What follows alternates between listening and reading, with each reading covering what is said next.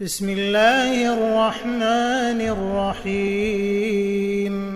ألف لام ميم. ذلك الكتاب لا ريب فيه هدى للمتقين الذين يؤمنون بالغيب ويقيمون الصلاة ومما رزقناهم ينفقون والذين يؤمنون بما أنزل إليك وما أنزل من قبلك وبالآخرة هم يوقنون أولئك على هدى من ربهم وأولئك هم المفلحون. إن الذين كفروا سواء عليهم أأنذرتهم أم لم تنذرهم لا يؤمنون. ختم الله على قلوبهم وعلى سمعهم وعلى أبصارهم غشاوة ولهم عذاب عظيم. ومن الناس من يقول آمنا بالله وباليوم الآخر وما هم بمؤمنين يخادعون الله والذين آمنوا وما يخدعون إلا أنفسهم وما يشعرون. في قلوبهم مرض فزادهم الله مرضا ولهم عذاب أليم بما كانوا يكذبون. وإذا قيل لهم لا تفسدوا في الأرض قالوا إنما نحن مصلحون ألا إنهم هم المفسدون ولكن لا يشعرون. وإذا قيل لهم آمنوا كما آمن الناس قالوا أنؤمن كما آمن السفهاء ألا إنهم هم السفهاء ولكن لا يعلمون. وإذا لقوا الذين آمنوا قالوا آمنا وإذا خلوا إلى شياطينهم قالوا إنا معكم إنما نحن مستهزئون. الله يستهزئ بهم ويمدهم في طغيانهم يعمهون. أولئك الذين اشتروا الضلالة بالهدى فما ربحت تجارتهم وما كانوا مهتدين. مثلهم كمثل الذي استوقد نارا فلما أضاءت ما حوله ذهب الله بنورهم وتركهم في ظلمات لا يبصرون. صم بكم عمي فهم لا يرجعون. أو كصيب من السماء فيه ظلمات ورعد وبرق يجعلون أصابعهم في آذانهم من الصواعق حذر الموت والله محيط بالكافرين. يكاد البرق يخطف أبصارهم كلما أضاء لهم مشوا فيه وإذا أظلم عليهم قاموا ولو شاء الله لذهب بسمعهم وأبصارهم إن الله على كل شيء قدير. يا أيها الناس اعبدوا ربكم الذي خلقكم والذين من قبلكم لعلكم تتقون الذي جعل لكم الأرض فراشا والسماء بناء وأنزل من السماء ماء فأخرج به من الثمرات رزقا لكم فلا تجعلوا لله أندادا وأنتم تعلمون. وإن كنتم في ريب مما نزلنا على عبدنا فأتوا بسورة من مثله وادعوا شهداءكم من دون الله إن كنتم صادقين. فإن لم تفعلوا ولن تفعلوا فاتقوا النار التي وقودها الناس والحجارة أعدت للكافرين. وبشر الذين آمنوا وعملوا الصالحات أن لهم جنات تجري من تحتها الأنهار كلما رزقوا منها من ثمرة رزقا قالوا هذا الذي رزقنا من قبل وأتوا به متشابها ولهم فيها أزواج مطهرة وهم فيها خالدون إن الله لا يستحيي أن يضرب مثلا ما بعوضة فما فوقها فأما الذين آمنوا فيعلمون أنه الحق من ربهم وأما الذين كفروا فيقولون ماذا أراد الله بهذا مثلا يضل به كثيرا ويهدي به كثيرا وما يضل به إلا الفاسقين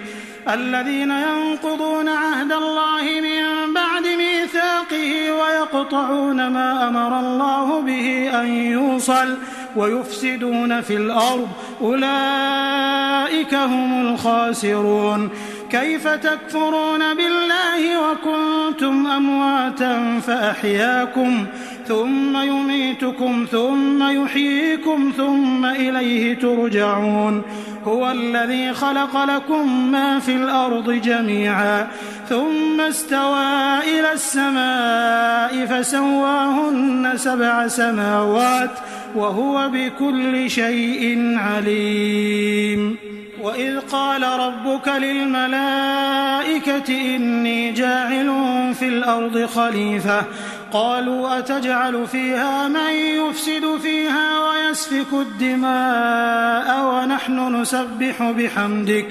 ونحن نسبح بحمدك ونقدس لك قال إني أعلم ما لا تعلمون وعلم آدم الأسماء كلها ثم عرضهم على الملائكة فقال أنبئوني بأسماء هؤلاء إن كنتم صادقين قالوا سبحانك لا علم لنا إلا ما علمتنا إنك أنت العليم الحكيم قال يا آدم أنبئهم بأسمائهم فلما أنبأهم بأسمائهم قال ألم أقل لكم إني أعلم غيب السماوات والأرض وأعلم ما تبدون وما كنتم تكتمون وإذ قلنا للملائكة اسجدوا لآدم فسجدوا إلا إبليس أبى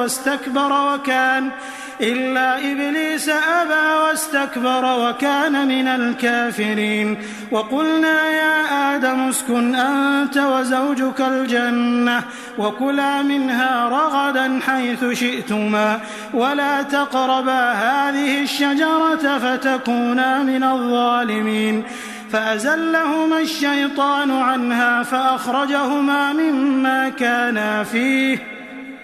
وقلنا اهبطوا بعضكم لبعض عدو ولكم في الأرض مستقر ومتاع إلى حين فتلقى آدم من ربه كلمات فتاب عليه إنه هو التواب الرحيم قلنا اهبطوا منها جميعا فإما يأتينكم مني هدى فمن تبع هداي فلا خوف عليهم ولا هم يحزنون والذين كفروا وكذبوا بآياتنا أولئك أصحاب النار هم فيها خالدون يا بني إسرائيل اذكروا نعمتي التي أنعمت عليكم وأوفوا بعهدي أوف بعهدكم وإياي فارهبون وآمنوا بما أنزلت مصدقا لما معكم ولا تكونوا أول كافر به ولا تشتروا بآياتي ثمنا قليلا وإياي فاتقون ولا تلبسوا الحق بالباطل وتكتموا الحق وأنتم تعلمون وأقيموا الصلاة وآتوا الزكاة واركعوا مع الراكعين أتأمرون الناس بالبر وتنسون أنفسكم وأنتم تتلون الكتاب أفلا تعقلون واستعينوا بالصبر والصلاة وإنها لكبيرة إلا على الخاشعين الذين يظنون أنهم ملاقو ربهم وأنهم إليه راجعون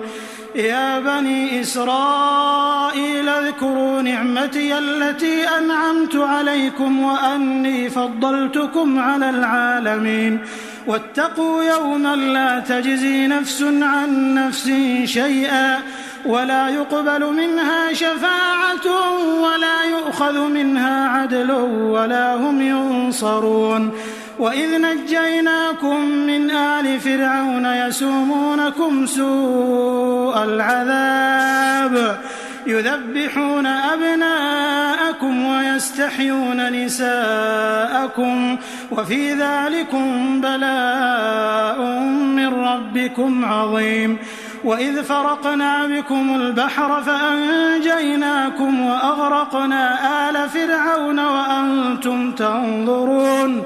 وإذ واعدنا موسى 40 ليلة ثم اتخذتم العجل من بعده وأنتم ظالمون ثم عفونا عنكم من بعد ذلك لعلكم تشكرون وإذ آتينا موسى الكتاب والفرقان لعلكم تهتدون وإذ قال موسى لقومه يا قوم إنكم ظلمتم أنفسكم باتخاذكم العجل فتوبوا إلى بارئكم فاقتلوا أنفسكم ذلكم خير لكم عند بارئكم فتاب عليكم إنه هو التواب الرحيم وإذ قلتم يا موسى لن نؤمن لك حتى نرى الله جهرة فأخذتكم الصاعقة وأنتم تنظرون ثم بعثناكم من بعد موتكم لعلكم تشكرون وظللنا عليكم الغمام وأنزلنا عليكم المن والسلوى كلوا من طيبات ما رزقناكم وما ظلمونا ولكن كانوا أنفسهم يظلمون وإذ قلنا ادخلوا هذه القرية فكلوا منها حيث شئتم رغدا وادخلوا الباب سجدا وقولوا حطة نغفر لكم خطاياكم وسنزيد المحسنين فبدل الذين ظلموا قولا غير الذي قيل لهم فأنزلنا على الذين ظلموا رجزا من السماء بما كانوا يفسقون وإذ استسقى موسى لقومه فقلنا اضرب بعصاك الحجر فانفجرت منه 12 عينا قد علم كل أناس مشربهم كلوا واشربوا من رزق الله ولا تعثوا في الأرض مفسدين وإذ قلتم يا موسى لن نصبر على طعام واحد فادع لنا ربك يخرج لنا مما تنبت الأرض من بقلها وقثائها وفومها وعدسها وبصلها قال أتستبدلون الذي هو أدنى بالذي هو خير اهبطوا مصرا فإن لكم ما سألتم وضربت عليهم الذلة والمسكنة وباءوا بغضب من الله ذلك بأنهم كانوا يكفرون بآيات الله ويقتلون النبيين بغير الحق ذلك بما عصوا وكانوا يعتدون إن الذين آمنوا والذين هادوا والنصارى والصابئين من آمن بالله واليوم الآخر وعمل صالحا فلهم أجرهم عند ربهم ولا خوف عليهم ولا هم يحزنون وإذ أخذنا ميثاقكم ورفعنا فوقكم الطور خذوا ما آتيناكم بقوة واذكروا ما فيه لعلكم تتقون ثم توليتم من بعد ذلك فلولا فضل الله عليكم ورحمته لكنتم من الخاسرين ولقد علمتم الذين اعتدوا منكم في السبت فقلنا لهم كونوا قردة خاسئين فجعلناها نكالا لما بين يديها وما خلفها وموعظة للمتقين. وإذ قال موسى لقومه إن الله يأمركم أن تذبحوا بقرة قالوا أتتخذنا هزوا قال أعوذ بالله أن أكون من الجاهلين قالوا ادع لنا ربك يبين لنا ما هي قال إنه يقول إنها بقرة لا فارض ولا بكر عوان بين ذلك فافعلوا ما تؤمرون قالوا ادع لنا ربك يبين لنا ما لونها قال إنه يقول إنها بقرة صفراء فاقع لونها تسر الناظرين قالوا ادع لنا ربك يبين لنا ما هي إن البقرة شابه علينا وإنا إن شاء الله لمهتدون قال إنه يقول إنها بقرة لا ذلول تثير الأرض ولا تسقي الحرث مسلمة لا شية فيها قالوا الآن جئت بالحق فذبحوها وما كادوا يفعلون وإذ قتلتم نفسا فادارأتم فيها والله مخرج ما كنتم تكتمون فقلنا اضربوه ببعضها كذلك يحيي الله الموتى ويريكم آياته لعلكم تعقلون ثم قست قلوبكم من بعد ذلك فهي كالحجارة أو أشد قسوة وإن من الحجارة لما يتفجر منه الأنهار وإن منها لما يشقق فيخرج منه الماء وإن منها لما يهبط من خشية الله وما الله بغافل عما تعملون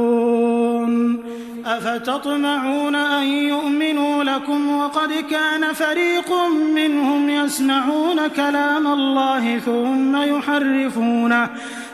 يحرفونه من بعد ما عقلوه وهم يعلمون وإذا لقوا الذين آمنوا قالوا آمنا وإذا خلا بعضهم إلى بعض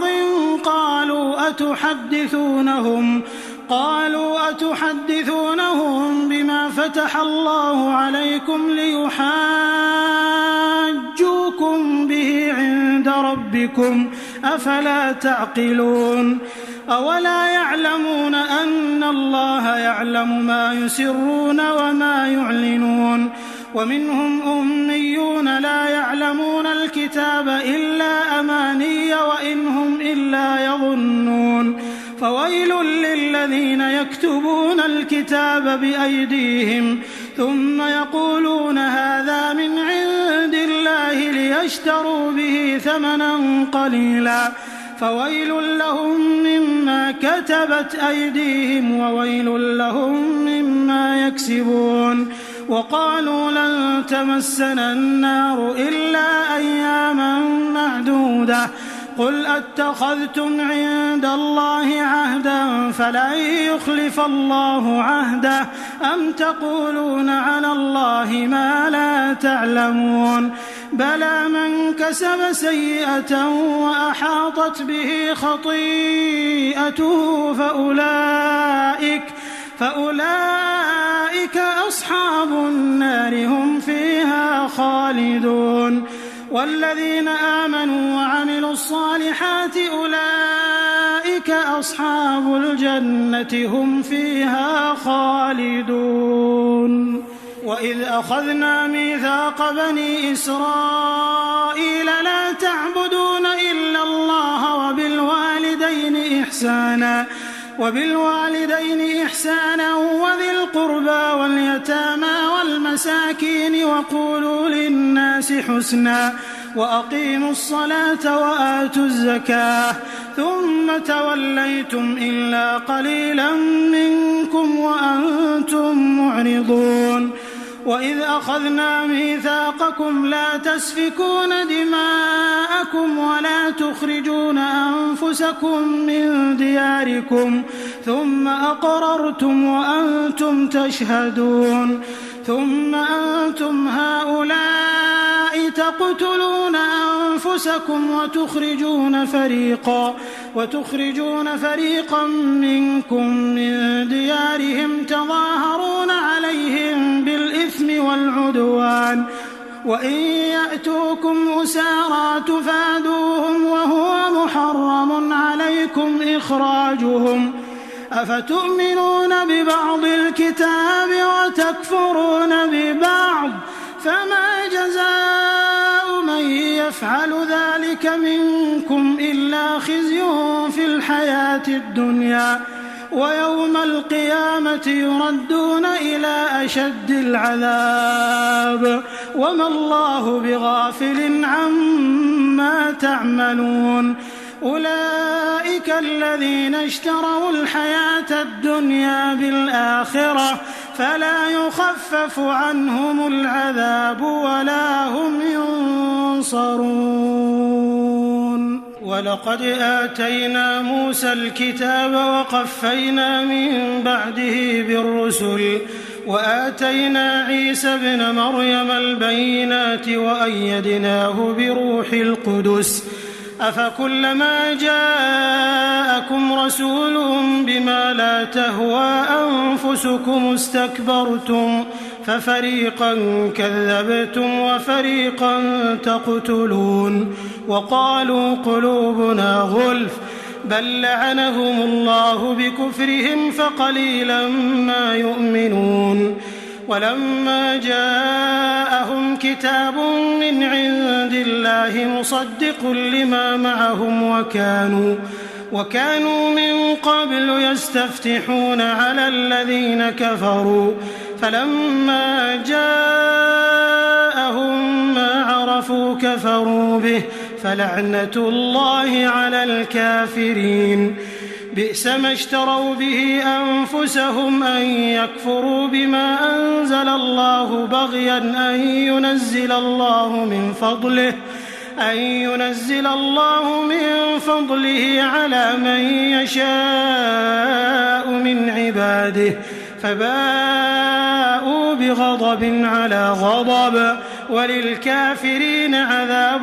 مهين وإذا قيل لهم آمنوا بما أنزل الله قالوا نؤمن بما أنزل علينا ويكفرون بما وراءه وهو الحق مصدقا لما معهم قل فلم تقتلون أنبياء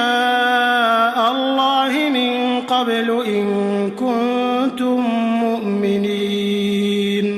ولقد جاءكم موسى بالبينات ثم اتخذتم العجل من بعده وأنتم ظالمون وإذ أخذنا ميثاقكم ورفعنا فوقكم الطور خذوا ما آتيناكم بقوة واسمعوا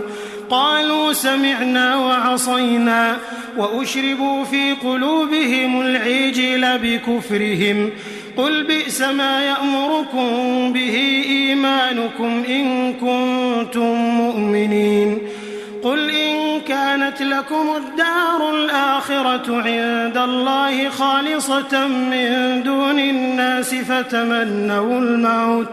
فتمنوا الموت إن كنتم صادقين ولن يتمنوه أبدا بما قدمت أيديهم والله عليم بالظالمين ولتجدنهم أحرص الناس على حياة ومن الذين أشركوا يود أحدهم لو يعمر 1000 سنة وما هو بمزحزحه من العذاب أن يعمر والله بصير بما يعملون قل من كان عدوا لجبريل فإنه نزله على قلبك بإذن الله مصدقا لما بين يديه وهدى وبشرى للمؤمنين. من كان عدوا لله وملائكته ورسله وجبريل وميكال فإن الله عدو للكافرين. ولقد أنزلنا إليك آيات بينات وما يكفر بها إلا الفاسقون. أوكلما عاهدوا عهدا نبذه فريق منهم بل أكثرهم لا يؤمنون. ولما جاءهم رسول من عند الله مصدق لما معهم نبذ فريق من الذين أوتوا الكتاب كتاب الله وراء ظهورهم كأنهم لا يعلمون. واتبعوا ما تتلو الشياطين على ملك سليمان وما كفر سليمان ولكن الشياطين كفروا يعلمون الناس السحر وما أنزل على الملكين ببابل هاروت وماروت وما يعلمان من أحد حتى يقولا إنما نحن فتنة فلا تكفر فيتعلمون منهما ما يفرقون به بين المرء وزوجه وما هم بضارين به من أحد إلا بإذن الله ويتعلمون ما يضرهم ولا ينفعهم ولقد علموا لمن اشتراه ما له في الآخرة من خلاق ولبئس ما شروا به أنفسهم لو كانوا يعلمون. ولو أنهم آمنوا واتقوا لمثوبة من عند الله خير لو كانوا يعلمون. يا أيها الذين آمنوا لا تقولوا راعنا وقولوا انظرنا واسمعوا وللكافرين عذاب أليم. ما يود الذين كفروا من أهل الكتاب ولا المشركين أن ينزل عليكم من خير من ربكم والله يختص برحمته من يشاء والله ذو الفضل العظيم. ما ننسخ من آية أو ننسها نأت بخير منها أو مثلها. ألم تعلم أن الله على كل شيء قدير. ألم تعلم أن الله له ملك السماوات والأرض وما لكم من دون الله من ولي ولا نصير. أم تريدون أن تسألوا رسولكم كما سئل موسى من قبل ومن يتبدل الكفر بالإيمان فقد ضل سواء السبيل. ود كثير من أهل الكتاب لو يردونكم من بعد إيمانكم كفارا حسدا من عند أنفسهم من بعد ما تبين لهم الحق فاعفوا واصفحوا حتى يأتي الله بأمره إن الله على كل شيء قدير. وأقيموا الصلاة وآتوا الزكاة وما تقدموا لأنفسكم من خير تجدوه عند الله إن الله بما تعملون بصير. وقالوا لن يدخل الجنة إلا من كان هودا أو نصارى تلك أمانيهم قل هاتوا برهانكم إن كنتم صادقين. بلى من أسلم وجهه لله وهو محسن فله أجره عند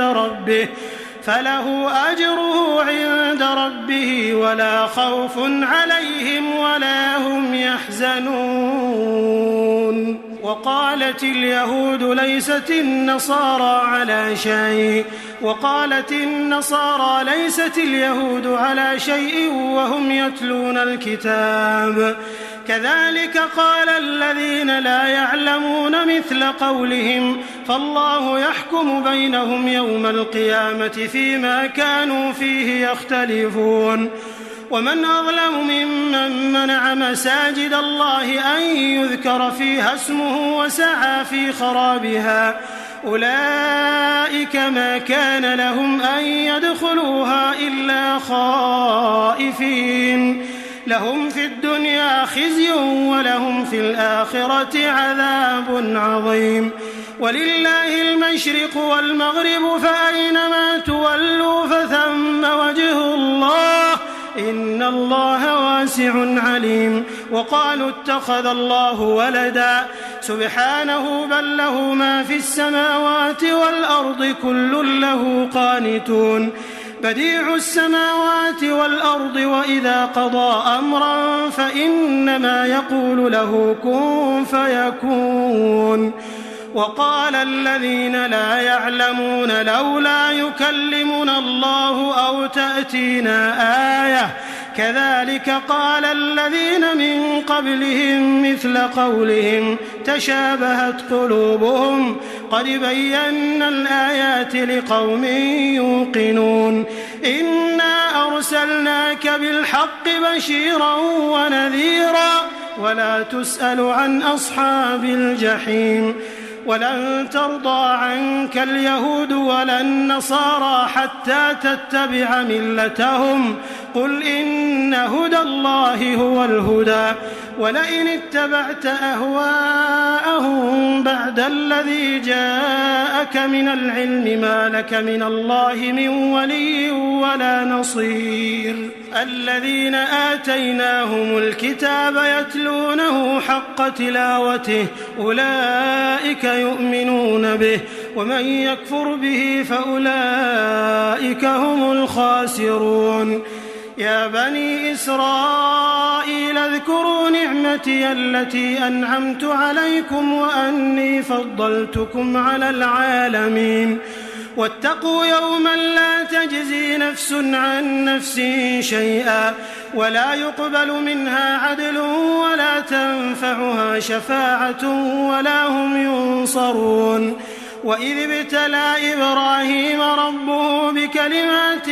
فأتمهم قال إني جاعلك للناس إماما قال ومن ذريتي قال لا ينال عهد الظالمين وإذ جعلنا البيت مثابة للناس وأمنا واتخذوا من مقام إبراهيم مصلى وعهدنا إلى إبراهيم وإسماعيل أن طهرا بيتي للطائفين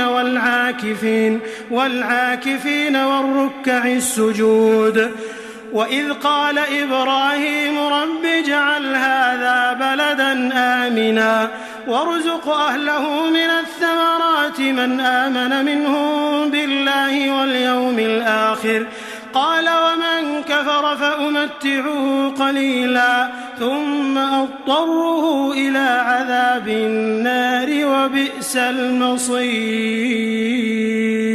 وإذ يرفع إبراهيم القواعد من البيت وإسماعيل ربنا تقبل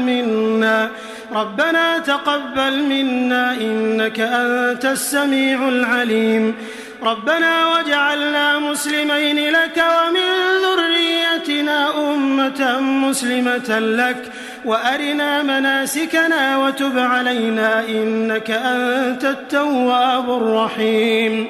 ربنا وابعث فيهم رسولا منهم يتلو عليهم آياتك ويعلمهم الكتاب والحكمة ويزكيهم إنك أنت العزيز الحكيم ومن يرغب عن ملة إبراهيم إلا من سفه نفسه ولقد اصطفيناه في الدنيا وإنه في الآخرة لمن الصالحين إذ قال له ربه أسلم قال أسلمت لرب العالمين ووصى بها إبراهيم بنيه ويعقوب يا بني إن الله اصطفى لكم الدين فلا تموتن إلا وأنتم مسلمون أم كنتم شهداء إذ حضر يعقوب الموت إذ قال لبنيه ما تعبدون من بعدي قالوا نعبد إلهك وإله آبائك إبراهيم وإسماعيل وإسحاق إلها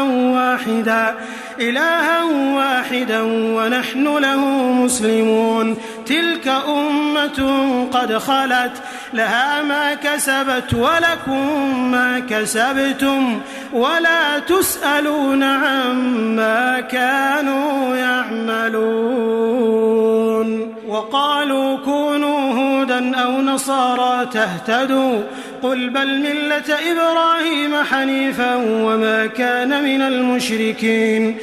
قولوا آمنا بالله وما أنزل إلينا وما أنزل إلى إبراهيم وإسماعيل وإسحاق ويعقوب والأسباط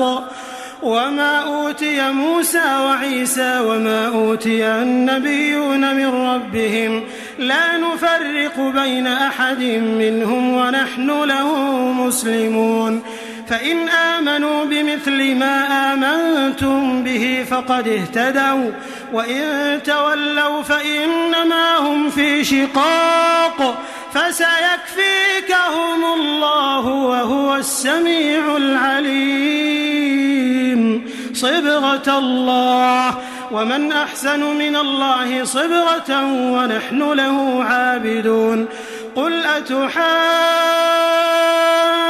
أتحاجوننا في الله وهو ربنا وربكم ولنا أعمالنا ولكم أعمالكم ونحن له مخلصون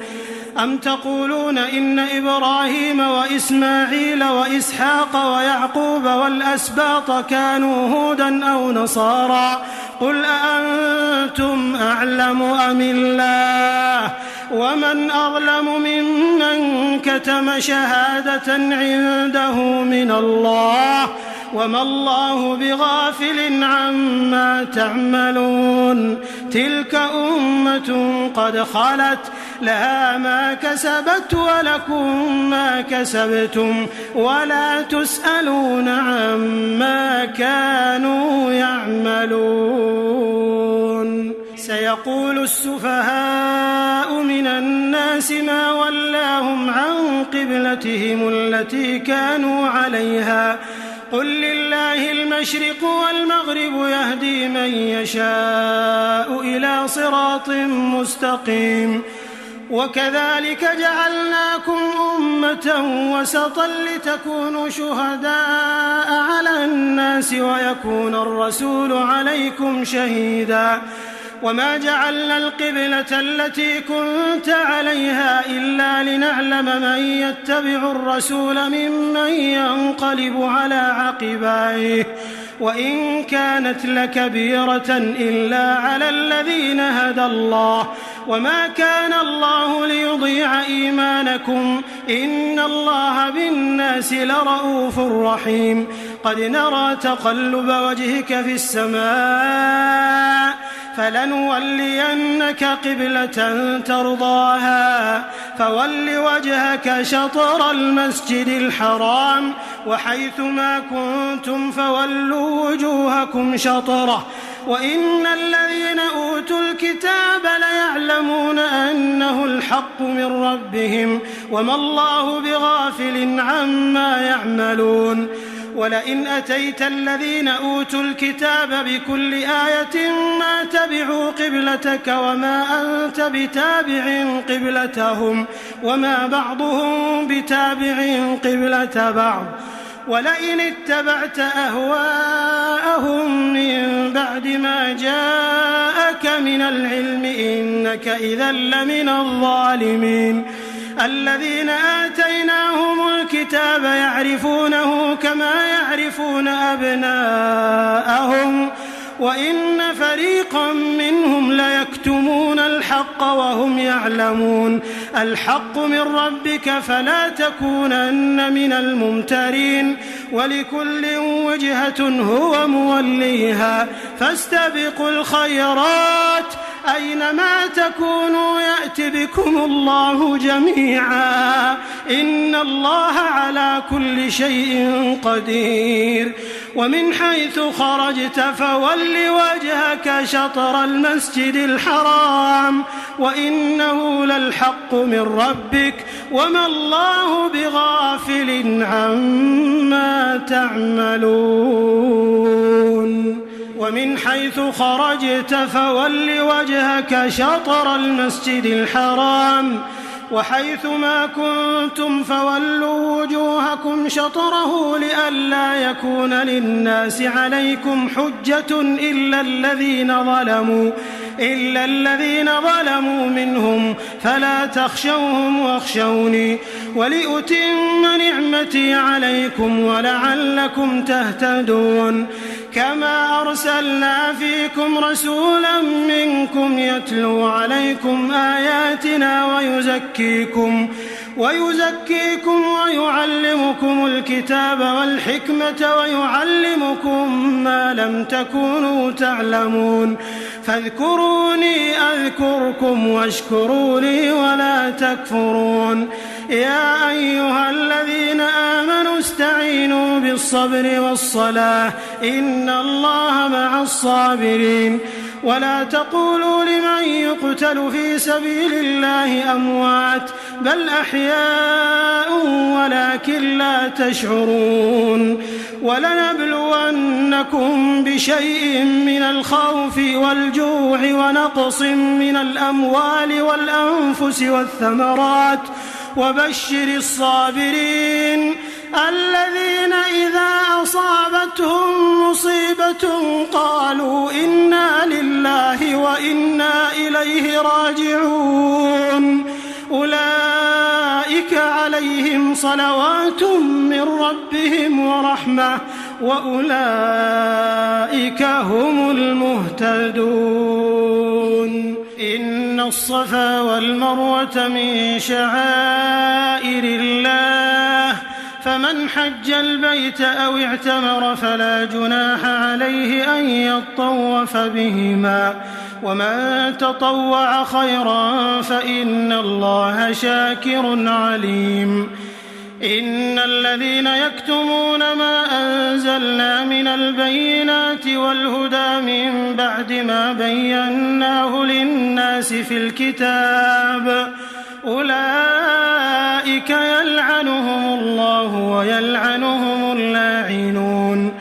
إلا الذين تابوا وأصلحوا وبينوا فأولئك أتوب عليهم وأنا التواب الرحيم إن الذين كفروا وماتوا وهم كفار أولئك عليهم لعنة الله والملائكة والناس أجمعين خالدين فيها لا يخفف عنهم العذاب ولا هم ينظرون وإلهكم إله واحد لا إله إلا هو الرحمن الرحيم إن في خلق السماوات والأرض واختلاف الليل والنهار والفلك التي تجري في البحر بما ينفع الناس وما أنزل الله من السماء من ماء فأحيا به الأرض بعد موتها وبث فيها من كل دابة وتصريف الرياح والسحاب المسخر بين السماء والأرض لآيات لقوم يعقلون ومن الناس من يتخذ من دون الله أندادا يحبونهم كحب الله والذين آمنوا أشد حبا لله ولو يرى الذين ظلموا إذ يرون العذاب أن القوة لله جميعا وأن الله شديد العذاب إذ تبرأ الذين اتبعوا من الذين اتبعوا ورأوا العذاب وتقطعت بهم الأسباب وقال الذين اتبعوا لو أن لنا كرة فنتبرأ منهم كما تبرأوا منا كذلك يريهم الله أعمالهم حسرات عليهم وما هم بخارجين من النار. يا أيها الناس كلوا مما في الأرض حلالا طيبا ولا تتبعوا خطوات الشيطان إنه لكم عدو مبين. إنما يأمركم بالسوء والفحشاء وأن تقولوا على الله ما لا تعلمون. وإذا قيل لهم اتبعوا ما أنزل الله قالوا بل نتبع ما ألفينا عليه آباءنا أولو كان آباؤهم لا يعقلون شيئا ولا يهتدون. ومثل الذين كفروا كمثل الذي ينعق بما لا يسمع إلا دعاء ونداء صم بكم عمي فهم لا يعقلون. يا أيها الذين آمنوا كلوا من طيبات ما رزقناكم واشكروا لله إن كنتم إياه تعبدون. إنما حرم عليكم الميتة والدم ولحم الخنزير وما أهل به لغير الله فمن اضطر غير باغ ولا عاد فلا إثم عليه إن الله غفور رحيم. إن الذين يكتمون ما أنزل الله من الكتاب ويشترون به ثمنا قليلا أولئك ما يأكلون في بطونهم إلا النار ولا يكلمهم الله يوم القيامة ولا يزكيهم ولهم عذاب أليم. أولئك الذين اشتروا الضلالة بالهدى والعذاب بالمغفرة فما أصبرهم على النار ذلك بأن الله نزل الكتاب بالحق وإن الذين اختلفوا في الكتاب لفي شقاق بعيد. ليس البر أن تولوا وجوهكم قبل المشرق والمغرب ولكن البر من آمن بالله واليوم الآخر والملائكة والكتاب والنبيين وآتى المال على حبه ذوي القربى واليتامى والمساكين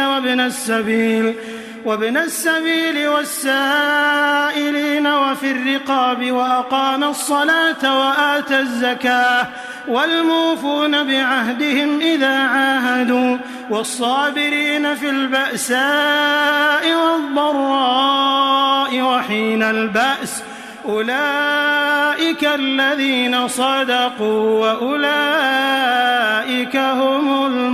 المتقون. يا أيها الذين آمنوا كتب عليكم القصاص في القتلى الحر بالحر والعبد بالعبد والأنثى بالأنثى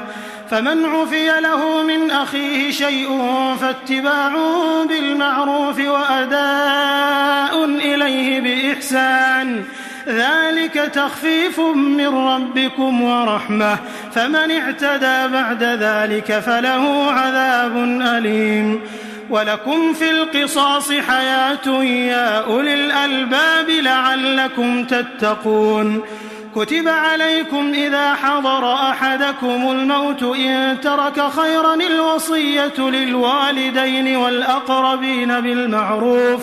حقا على المتقين فمن بدله بعدما سمعه فإنما إثمه على الذين يبدلونه إن الله سميع عليم. فمن خاف من موص جنفا أو إثما فأصلح بينهم فلا إثم عليه إن الله غفور رحيم.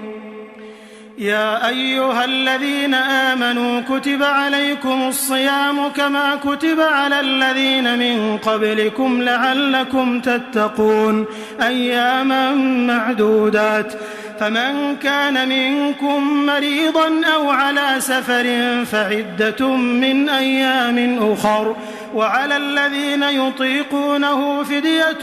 طعام مسكين فمن تطوع خيرا فهو خير له وأن تصوموا خير لكم إن كنتم تعلمون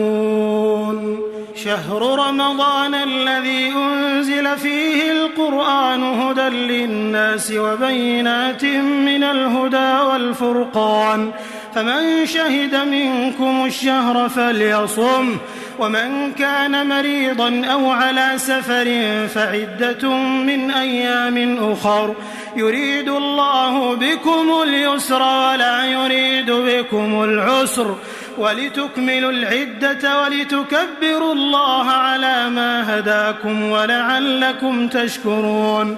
وإذا سألك عبادي عني فإني قريب أجيب دعوة الداع إذا دعان فليستجيبوا لي وليؤمنوا بي لعلهم يرشدون أحل لكم ليلة الصيام الرفث إلى نسائكم هن لباس لكم وأنتم لباس لهن علم الله أنكم كنتم تختانون أنفسكم فتاب عليكم وعفى عنكم فالآن باشروهن وابتغوا ما كتب الله لكم وكلوا واشربوا حتى يتبين لكم الخيط الأبيض من الخيط الأسود من الفجر ثم أتموا الصيام إلى الليل ولا تباشروهن وأنتم عاكفون في المساجد تلك حدود الله فلا تقربوها كذلك يبين الله آياته للناس لعلهم يتقون ولا تأكلوا أموالكم بينكم بالباطل وتدلوا بها إلى الحكام لتأكلوا فريقا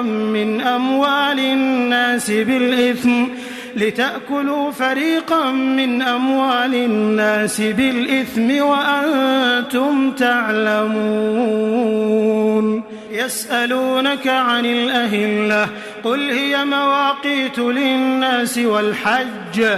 وليس البر بأن تأتوا البيوت من ظهورها ولكن البر من اتقى وأتوا البيوت من أبوابها واتقوا الله لعلكم تفلحون وقاتلوا في سبيل الله الذين يقاتلونكم ولا تعتدوا إن الله لا يحب المعتدين وقتلوهم حيث ثقفتموهم وأخرجوهم من حيث أخرجوكم والفتنة أشد من القتل ولا تقاتلوهم عند المسجد الحرام حتى يقاتلوكم فيه فإن قاتلوكم فاقتلوهم كذلك جزاء الكافرين فإن انتهوا فإن الله غفور رحيم وقاتلوهم حتى لا تكون فتنة ويكون الدين لله فإن انتهوا فلا عدوان إلا على الظالمين الشهر الحرام بالشهر الحرام والحرمات قصاص فمن اعتدى عليكم فاعتدوا عليه بمثل ما اعتدى عليكم واتقوا الله واعلموا أن الله مع المتقين وأنفقوا في سبيل الله ولا تلقوا بأيديكم إلى التهلكة وأحسنوا إن الله يحب المحسنين وأتموا الحج والعمرة لله فإن أحصرتم فما استيسر من الهدي ولا تحلقوا رؤوسكم حتى يبلغ الهدي محله فمن كان منكم مريضا أو به أذى من رأسه ففدية من صيام أو صدقة أو نسك، فإذا أمنتم فمن تمتع بالعمرة إلى الحج فما استيسر من الهدي، فمن لم يجد فصيام 3 أيام في الحج و7 إذا رجعتم، تلك 10 كاملة، ذلك لمن لم يكن أهله حاضر المسجد الحرام. واتقوا الله واعلموا أن الله شديد العقاب. الحج أشهر معلومات، فمن فرض فيهن الحج فلا رفث ولا فسوق ولا جدال في الحج، وما تفعلوا من خير يعلمه الله، وتزودوا فإن خير الزاد التقوى، واتقون يا أولي الألباب. ليس عليكم جناح أن تبتغوا فضلا من ربكم، فإذا أفضتم من عرفات فاذكروا الله عند المشعر الحرام واذكروه كما هداكم وإن كنتم من قبله لمن الضالين. ثم أفيضوا من حيث أفاض الناس واستغفروا الله إن الله غفور رحيم. فإذا قضيتم مناسككم فاذكروا الله كذكركم آباءكم أو أشد ذكرا. فمن الناس من يقول ربنا آتنا في الدنيا وما له في الآخرة من خلاق، ومنهم من يقول ربنا آتنا في الدنيا حسنة وفي الآخرة حسنة وقنا عذاب النار. أولئك لهم نصيب مما كسبوا والله سريع الحساب. واذكروا الله في أيام معدودات، فمن تعجل في يومين فلا إثم عليه، ومن تأخر فلا إثم عليه لمن اتقى. واتقوا الله واعلموا أنكم إليه تحشرون. ومن الناس من يعجبك قوله في الحياة الدنيا ويشهد الله على ما في قلبه وهو ألد الخصام، وإذا تولى سعى في الأرض ليفسد فيها ويهلك الحرث والنسل والله لا يحب الفساد. وإذا قيل له اتق الله أخذته العزة بالإثم فحسبه جهنم ولبئس المهاد. ومن الناس من يشري نفسه ابتغاء مرضات الله والله رؤوف بالعباد. يا أيها الذين آمنوا ادخلوا في السلم كافة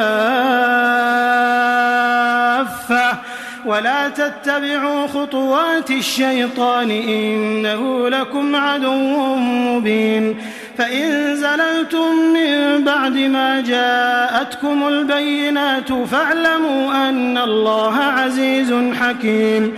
هل ينظرون إلا أن يأتيهم الله في ظلل من الغمام والملائكة وقضي الأمر وإلى الله ترجع الأمور. سل بني إسرائيل كم آتيناهم من آية بينة ومن يبدل نعمة الله من بعد ما جاءته فإن الله شديد العقاب. زين للذين كفروا الحياة الدنيا ويسخرون من الذين آمنوا والذين اتقوا فوقهم يوم القيامة والله يرزق من يشاء بغير حساب. كان الناس أمة واحدة فبعث الله النبيين مبشرين ومنذرين وأنزل معهم الكتاب بالحق ليحكم بين الناس فيما اختلفوا فيه وما اختلف فيه إلا الذين أوتوه من بعد ما جاءتهم البينات بغيا بينهم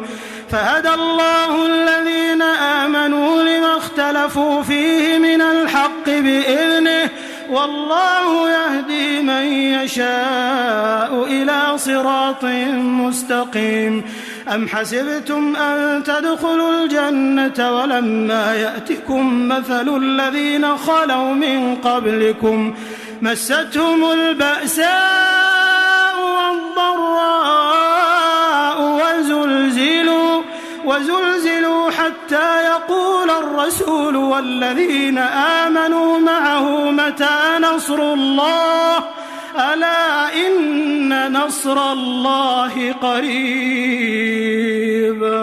يسألونك ماذا ينفقون قل ما أنفقتم من خير فللوالدين والأقربين واليتامى والمساكين وابن السبيل وما تفعلوا من خير فإن الله به عليم. كتب عليكم القتال وهو كره لكم وعسى أن تكرهوا شيئا وهو خير لكم وعسى أن تحبوا شيئا وهو شر لكم والله يعلم وأنتم لا تعلمون. يسألونك عن الشهر الحرام قتال فيه قل قتال فيه كبير وصد عن سبيل الله وكفر به والمسجد الحرام وإخراج أهله منه أكبر عند الله والفتنة أكبر من القتل ولا يزالون يقاتلونكم حتى يردوكم عن دينكم إن استطاعوا ومن يرتدد منكم عن دينه فيمت وهو كافر فأولئك حبطت أعمالهم في الدنيا والآخرة وأولئك أصحاب النار هم فيها خالدون. إن الذين آمنوا والذين هاجروا وجاهدوا في سبيل الله أولئك يرجون رحمة الله والله غفور رحيم. يسألونك عن الخمر والميسر قل فيهما إثم كبير ومنافع للناس وإثمهما أكبر من نفعهما ويسألونك ماذا ينفقون قل العفو كذلك يبين الله لكم الآيات لعلكم تتفكرون في الدنيا والآخرة. ويسألونك عن اليتامى قل إصلاح لهم خير وإن تخالطوهم فإخوانكم والله يعلم المفسد من المصلح ولو شاء الله لأعنتكم إن الله عزيز حكيم.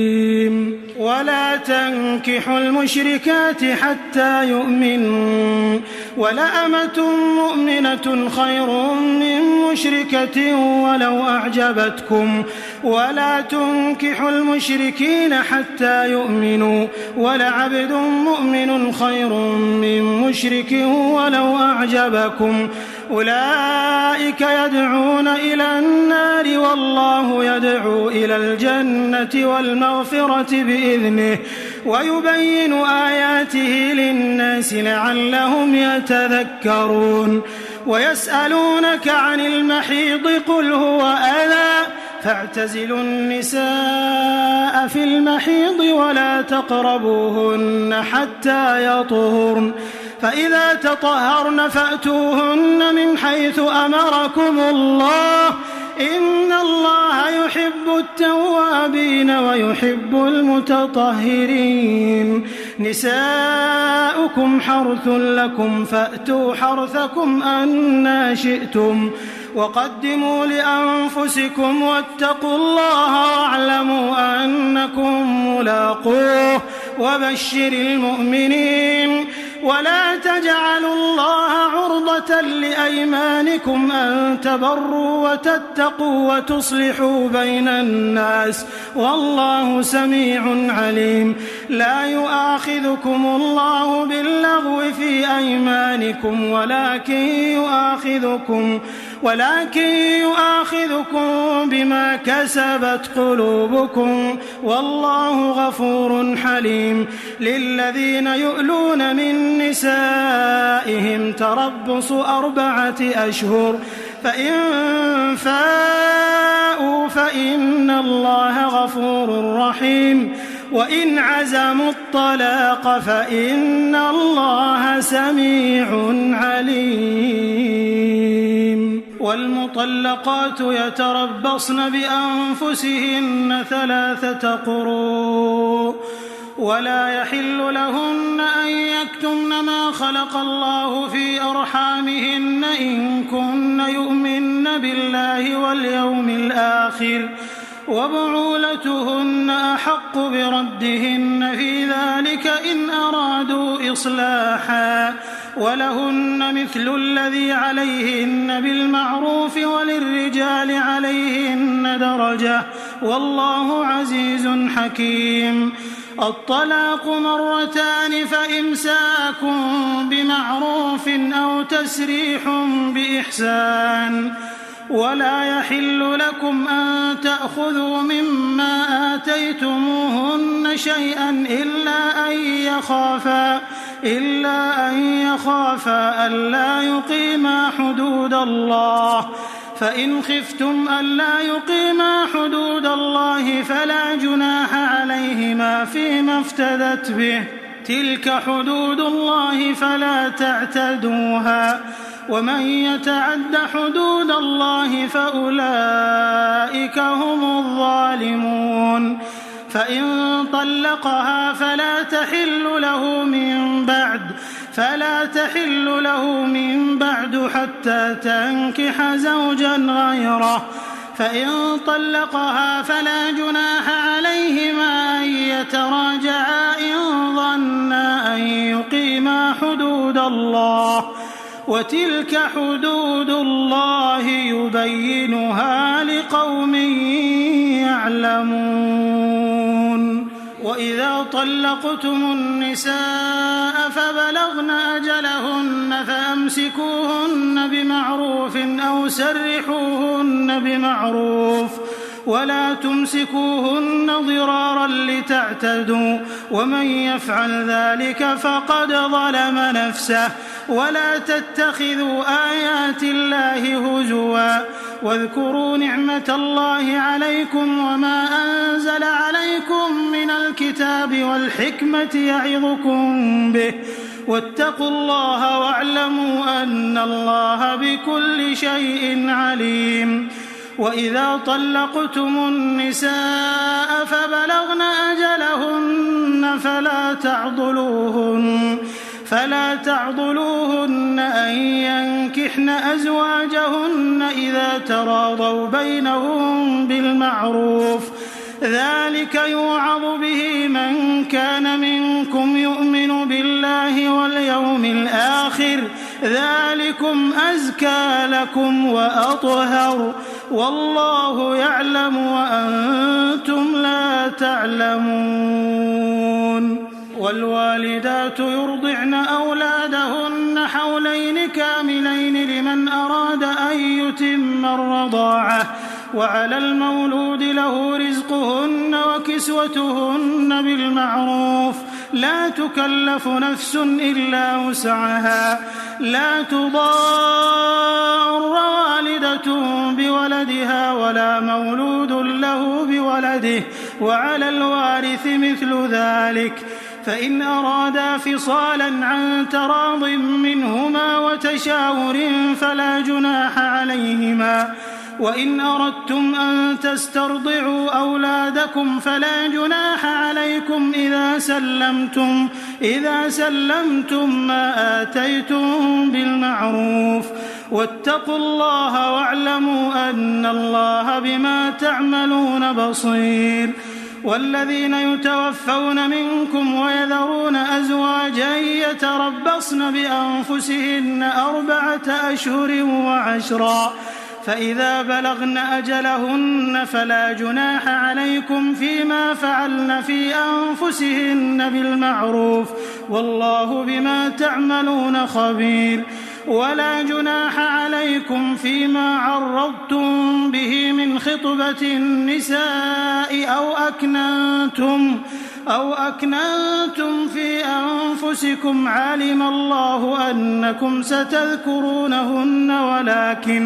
ولكن لا تواعدوهن سرا إلا أن تقولوا قولا معروفا ولا تعزموا عقدة النكاح حتى يبلغ الكتاب أجله واعلموا أن الله يعلم ما في أنفسكم فاحذروه واعلموا أن الله غفور حليم. لا جناح عليكم إن طلقتم النساء ما لم تمسوهن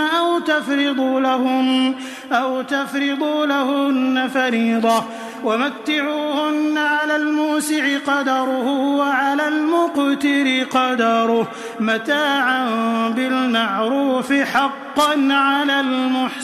المحسنين. وإن طلقتموهن من قبل أن تمسوهن وقد فرضتم لهن فريضة فنصف ما فرضتم إلا أن يعفون أو يعفو الذي بيده عقدة النكاح وأن تعفوا أقرب للتقوى ولا تنسوا الفضل بينكم إن الله بما تعملون بصير. حافظوا على الصلوات والصلاة الوسطى وقوموا لله قانتين فإن خفتم فرجالا أو ركبانا فإذا أمنتم فاذكروا الله كما علمكم ما لم تكونوا تعلمون. والذين يتوفون منكم ويذرون أزواجا وصية لأزواجهم متاعا إلى الحول غير إخراج فإن خرجن فلا جناح عليكم فيما فعلن في أنفسهن من معروف والله عزيز حكيم. وللمطلقات متاع بالمعروف حقا على المتقين كذلك يبين الله لكم آياته لعلكم تعقلون. ألم تر إلى الذين خرجوا من ديارهم وهم ألوف حذر الموت فقال لهم الله موتوا ثم أحياهم إن الله لذو فضل على الناس ولكن أكثر الناس لا يشكرون. وقاتلوا في سبيل الله واعلموا أن الله سميع عليم. من ذا الذي يقرض الله قرضا حسنا فيضاعفه له أضعافا كثيرة والله يقبض ويبسط وإليه ترجعون. ألم تر إلى الملأ من بني إسرائيل من بعد موسى إذ قالوا لنبي له مبعث لنا ملكا نقاتل في سبيل الله قال هل عسيتم إن كتب عليكم القتال ألا تقاتلوا قالوا وما لنا ألا نقاتل في سبيل الله وقد أخرجنا من ديارنا وأبنائنا فلما كتب عليهم القتال تولوا إلا قليلا منهم والله عليم بالظالمين. وقال لهم نبيهم إن الله قد بعث لكم طالوت ملكا قالوا أنى يكون له الملك علينا ونحن أحق بالملك منه ولم يؤت سعة من المال قال إن الله اصطفاه عليكم وزاده بسطة في العلم والجسم والله يؤتي ملكه من يشاء والله واسع عليم. وقال لهم نبيهم إن آية ملكه أن يأتيكم التابوت فيه سكينة من ربكم وبقية مما ترك آل موسى وآل هارون تحمله الملائكة إن في ذلك لآية لكم إن كنتم مؤمنين. فلما فصل طالوت بالجنود قال إن الله مبتليكم بنهر فمن شرب منه فليس مني ومن لم يطعمه فإنه مني إلا من اغترف غرفة بيده فشربوا منه إلا قليلا منهم. فلما جاوزه هو والذين آمنوا معه قالوا لا طاقة لنا اليوم بجالوت وجنوده. قال الذين يظنون أنهم ملاقو الله كم من فئة قليلة غلبت فئة كثيرة بإذن الله والله مع الصابرين. ولما برزوا لجالوت وجنوده قالوا ربنا أفرغ علينا صبرا وثبت أقدامنا وانصرنا على القوم الكافرين. فهزموهم بإذن الله وقتل داود جالوت وآتاه الله الملك والحكمة وعلمه مما يشاء. ولولا دفع الله الناس بعضهم ببعض لفسدت الأرض ولكن الله ذو فضل على العالمين. تلك آيات الله نتلوها عليك بالحق وإنك لمن المرسلين. تلك الرسل فضلنا بعضهم على بعض منهم من كلم الله ورفع بعضهم درجات وآتينا عيسى ابن مريم البينات وأيدناه بروح القدس. ولو شاء الله ما اقتتل الذين من بعدهم من بعد ما جاءتهم البينات ولكن اختلفوا فمنهم من آمن ومنهم من كفر. ولو شاء الله ما اقتتلوا ولكن الله يفعل ما يريد. يا أيها الذين آمنوا أنفقوا مما رزقناكم من قبل أن يأتي يوم لا بيع فيه ولا خلة ولا شفاعة والكافرون هم الظالمون. الله لا إله إلا هو الحي القيوم لا تأخذه سنة ولا نوم له ما في السماوات وما في الأرض. من ذا الذي يشفع عنده إلا بإذنه يعلم ما بين أيديهم وما خلفهم ولا يحيطون بشيء من علمه إلا بما شاء. وسع كرسيه السماوات والأرض ولا يؤوده حفظهما وهو العلي العظيم. لا إكراه في الدين قد تبين الرشد من الغي فمن يكفر بالطاغوت ويؤمن بالله فقد استمسك بالعروة الوثقى لا انفصام لها والله سميع عليم. الله ولي الذين آمنوا يخرجهم من الظلمات إلى النور والذين كفروا أولياؤهم الطاغوت يخرجونهم من النور إلى الظلمات أولئك أصحاب النار هم فيها خالدون. ألم تر إلى الذي حاج إبراهيم في ربه أن آتاه الله الملك إذ قال إبراهيم ربي الذي يحيي ويميت قال أنا أحيي وأميت. قال إبراهيم فإن الله يأتي بالشمس من المشرق فأت بها من المغرب فبهت الذي كفر والله لا يهدي القوم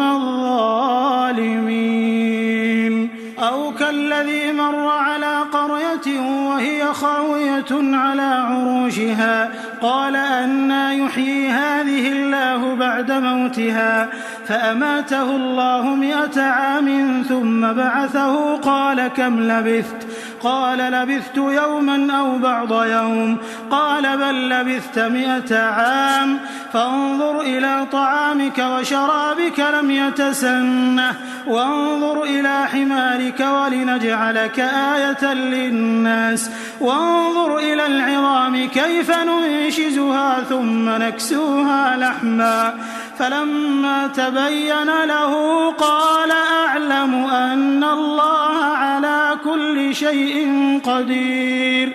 وإذ قال إبراهيم رب أرني كيف تحيي الموتى قال أولم تؤمن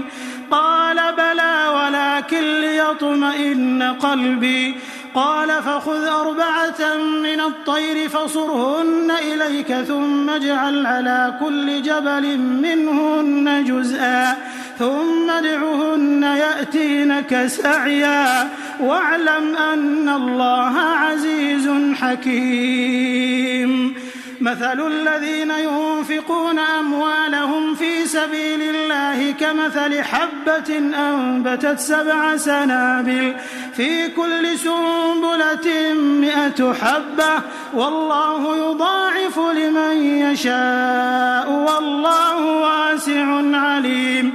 الذين ينفقون أموالهم في سبيل الله ثم لا يتبعون ما أنفقوا منا ولا أذى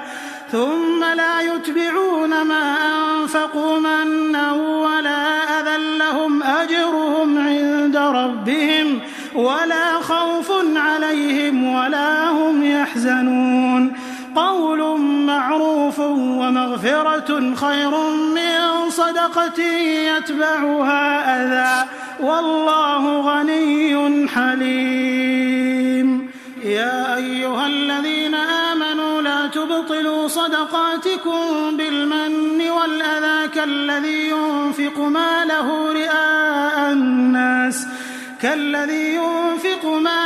رئاء الناس ولا يؤمن بالله واليوم الآخر فمثله كمثل صفوان عليه تراب فأصابه وابل فتركه صلدا لا يقدرون على شيء مما كسبوا والله لا يهدي القوم الكافرين. ومثل الذين ينفقون أموالهم ابتغاء مرضات الله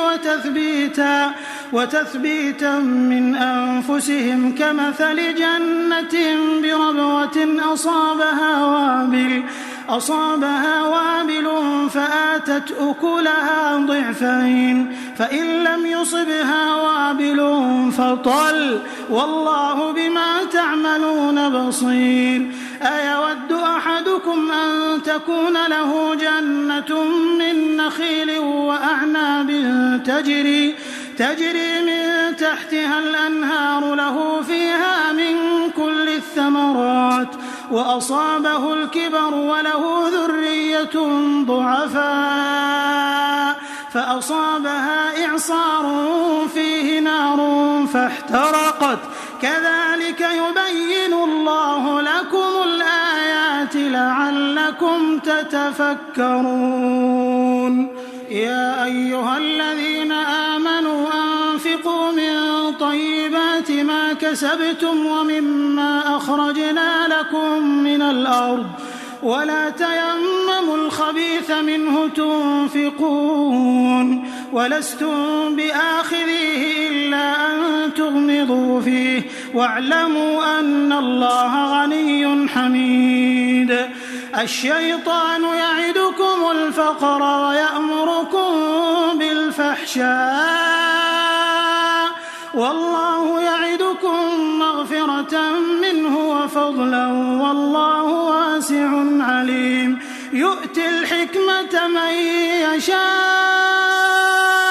ومن يؤت الحكمة فقد أوتي خيرا كثيرا وما يذكر إلا أولو الألباب. وما أنفقتم من نفقة أو نذرتم من نذر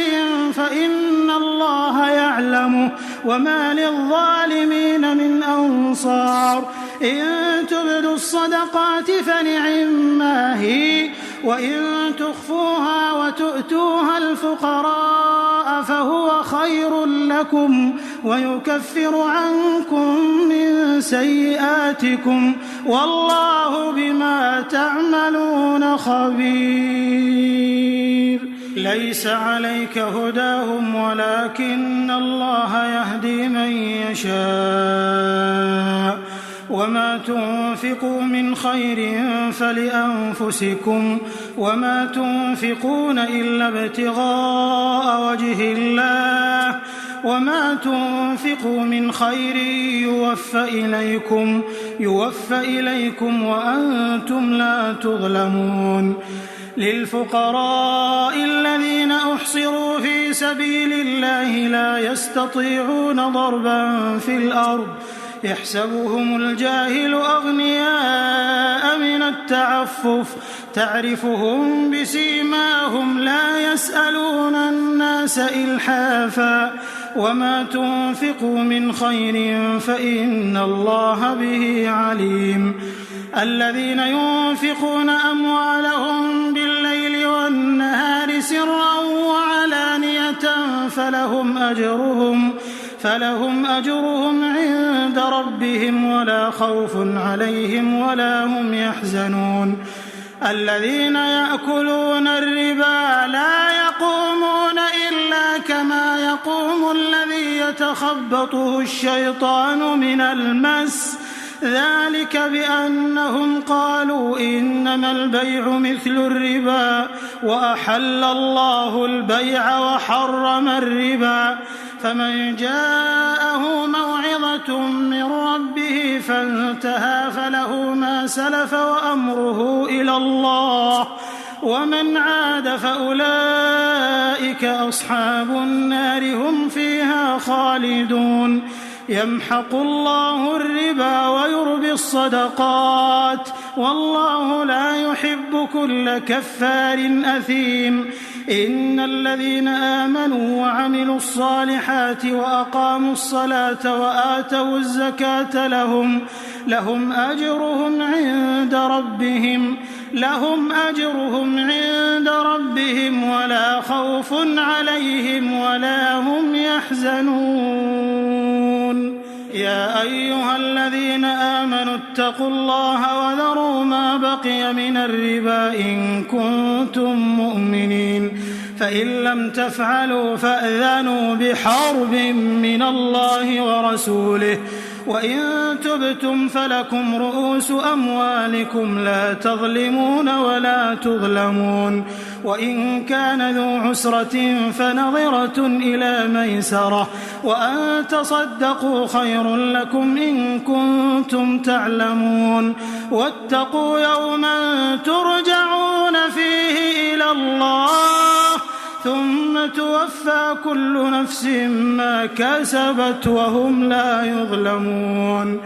يا أيها الذين آمنوا إذا تداينتم بدين إلى أجل مسمى فاكتبوه وليكتب بينكم كاتب بالعدل ولا يأب كاتب أن يكتب كما علمه الله فليكتب وليملل الذي عليه الحق وليتق الله ربه ولا يبخس منه شيئا فإن كان الذي عليه الحق سفيها أو ضعيفا أو لا يستطيع أن يمل هو فليملل وليه بالعدل واستشهدوا شهيدين من رجالكم فإن لم يكونا رجلين فرجل وامرأتان ممن ترضون من الشهداء أن تضل إحداهما فتذكر إحداهما الأخرى ولا يأبى الشهداء إذا ما دعوا ولا تسأموا أن تكتبوه صغيرا أو كبيرا إلى أجله ذلكم أقسط عند الله وأقوم للشهادة وأدنى ألا ترتابوا إلا أن تكون تجارة حاضرة تديرونها بينكم فليس عليكم جناح ألا تكتبوها وأشهدوا إذا تبايعتم ولا يضار كاتب ولا شهيد وإن تفعلوا فإنه فسوق بكم واتقوا الله ويعلمكم الله والله بكل شيء عليم. وإن كنتم على سفر ولم تجدوا كاتبا فرهان مقبوضة فإن أمن بعضكم بعضا فليؤد الذي ائتمن أمانته وليتق الله ربه ولا تكتموا الشهادة ومن يكتمها فإنه آثم قلبه والله بما تعملون عليم. لله ما في السماوات وما في الأرض وإن تبدوا ما في أنفسكم أو تخفوه يحاسبكم به الله فيغفر لمن يشاء ويعذب من يشاء والله على كل شيء قدير. آمن الرسول بما أنزل إليه من ربه والمؤمنون كل آمن بالله وملائكته وكتبه ورسله لا نفرق بين أحد من رسله وقالوا سمعنا وأطعنا غفرانك ربنا وإليك المصير. لا يكلف الله نفسا إلا وسعها لها ما كسبت وعليها ما اكتسبت ربنا لا تؤاخذنا إن نسينا أو أخطأنا ربنا ولا تحمل علينا إصرا كما حملته على الذين من قبلنا ربنا ولا تحملنا ما لا طاقة لنا به واعف عنا واغفر لنا وارحمنا أنت مولانا فانصرنا على القوم الكافرين.